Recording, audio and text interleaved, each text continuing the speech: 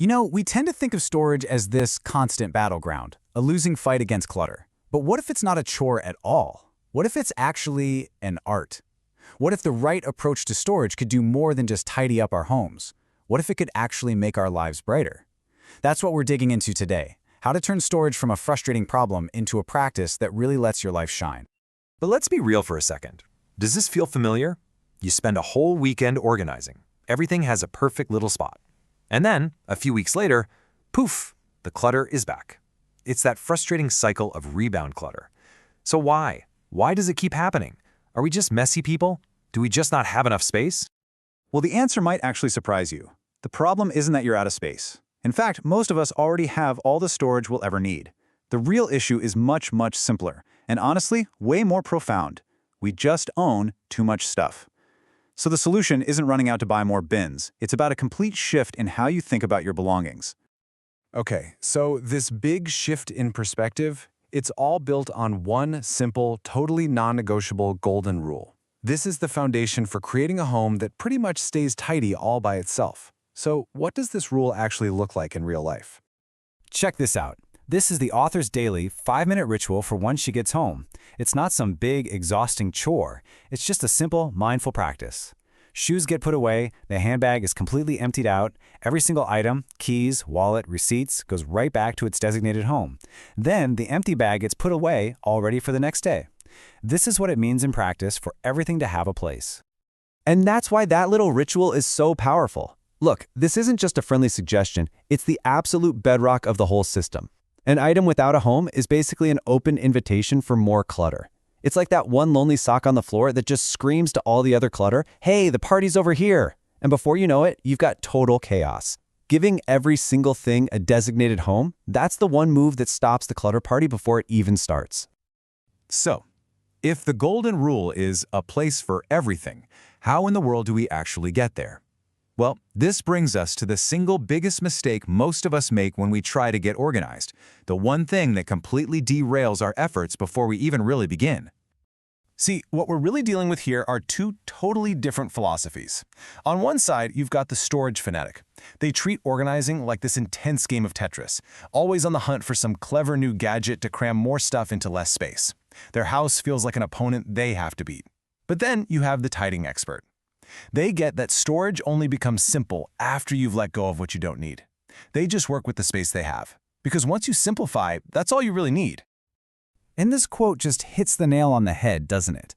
This is the trap of the storage fanatic. When we rush out to buy all these containers before we've even figured out what's truly important to us, we're not creating a beautiful home. We're just building little prisons to bury things we don't even like. We're just hiding the problem, not solving it. So, once we've shifted our mindset and we've discarded what we don't truly need, how do we store what's left? The good news is it doesn't have to be complicated at all. In fact, the whole system is built on just 3 simple keys to totally effortless storage. All right, the first key is all about concentration. Instead of scattering your books across 3 different rooms or having batteries in 4 different junk drawers, you consolidate. Store all the items of the same type in one single place. If you have a family, this means each person gets their own designated storage zone. It's so simple, right? When everything has one home, you always know what you have, you stop buying duplicates, and you can see right away when things start to pile up. The second key is a total game changer. Store things vertically, not horizontally. Stacking is a trap. It crushes the items on the bottom, it hides what you own, and it leads to all these forgotten treasures. But the moment you start storing things standing up, whether it's t-shirts in a drawer or even vegetables in your fridge, everything stays visible, it's easy to access, and it feels respected. And the third key to simplicity? Oh, you're gonna love this. Forget all those fancy, expensive gadgets. You probably already have the perfect storage tool in your house right now, the humble shoebox. Seriously. It's the perfect size, it's surprisingly sturdy, and it's incredibly versatile. You can use them for socks, cleaning supplies, kitchen spices, literally anything. The lid even makes a perfect little drawer divider. You don't need to buy a solution, you already own one. So, we've covered the practical how of storage, but now we get to the most profound part. This is where we go beyond just organizing our stuff and start to see our possessions as something more, as allies, as partners that are here to support us in our daily lives. This quote just completely reframes the whole act of organizing, doesn't it? Storage isn't just about hiding things out of sight. It's the sacred act of choosing a home for your belongings. It's a mindful, respectful way of giving the things that support your life a proper place to rest. It's like a daily expression of gratitude. And we can build this amazing relationship with really simple daily rituals. Emptying your bag at the end of the day lets it rest after a hard day's work. Detagging new clothes, that's like a little ceremony that officially welcomes them into your home. And even just saying a simple thank you to your coat for keeping you warm, it changes everything. It turns you from just an owner into a grateful partner. There's this incredible story from the author that I have to share. After getting a new phone, she sent one final text to her old one. It just said, "Thank you for everything." The old phone, which had been working just fine, received the message, and then it permanently died.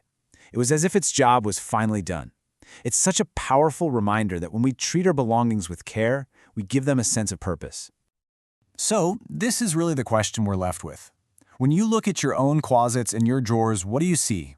Are they chaotic prisons for things you've long forgotten, or are they peaceful, restful homes for the possessions you truly value? The beautiful thing is, that choice is entirely up to you.